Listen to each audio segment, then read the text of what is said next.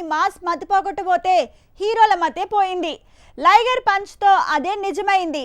Megastar ఆచార్య నుంచి rowdy star లైగర్ వరకు ఎందుకు మాస్ ఫామ్లా బెడిసి కొడుతోంది? ఎక్కడ లెక్క తప్పింది? ఎందుకు ఈ ఏడాది లెక్కలేనన్ని ఫ్లాప్లతో ఇండస్ట్రీ డైలమాలో పడింది? Just watch it. Liger movie మామూలు ఫ్లాప్ కాదు, డిజాస్టర్ అని తేలింది. లేజీ స్క్రిప్ట్ వర్క్ వల్లే సినిమాకు పంచ్ పడిందంటున్నారు.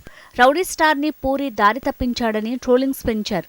అసలు ఈ ఏడాది భీమ్లా నాయక్ RRR తప్ప మరే మాస్ మూవీ హిట్ మెట్టెక్కలేదు. Megastar Chiranjeevi, mega power star Ram Charan లు కలిసి చేసిన ఆచార్య కూడా ఈ ఏడాది బాక్స్ ఆఫీస్ లో పంచిచ్చింది. మెగా మల్టీ స్టారర్ ప్రయోగం కూడా బెడిసికొట్టింది. మెగా ప్రిన్స్ వరుణ్ తేజ్ కి కూడా ఈ ఏడాది నిరాశ ఎదురైంది. F3 హిట్ అయినా F2 రేంజ్ వసూళ్లు రాకపోవడం, అలాగే గని లాంటి డిజాస్టర్ తనకి ఎదురవటమే కారణం. రామ్ చేసిన ది వారియర్ మూవీ కూడా దుమ్ము దులిపేస్తుందనే లోపు షాక్ ఇచ్చింది. ఏంటో ఈ ఏడాది 2-3 హిట్లు పక్కన పెడితే మిగతావన్నీ బిలో యావరేజ్ లేదంటే ఫ్లాప్లుగా మిగిలాయి. మాస్ మూవీసే కాదు, కామెడీ కహానీలు, కదిలించే కథలు కూడా ఈ ఏడాది వర్కౌట్ కాలేదు.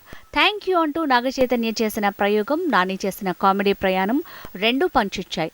అంటే సుందరానికి ఈ ఏడాది కలిసి రాలేదా అనుకోవాల్సి వచ్చింది. మాస్ మహారాజా రవితేజ కిలాడీతో తన ఫ్లాప్ ఫేస్ చేసిన వెంటనే రామారావు అంటూ మరో ఫ్లాప్ వచ్చిపడింది. డ్యూటీ ఎక్కగానే రామారావుకి బాక్స్ ఆఫీస్ లో బొమ్మ కనబడింది.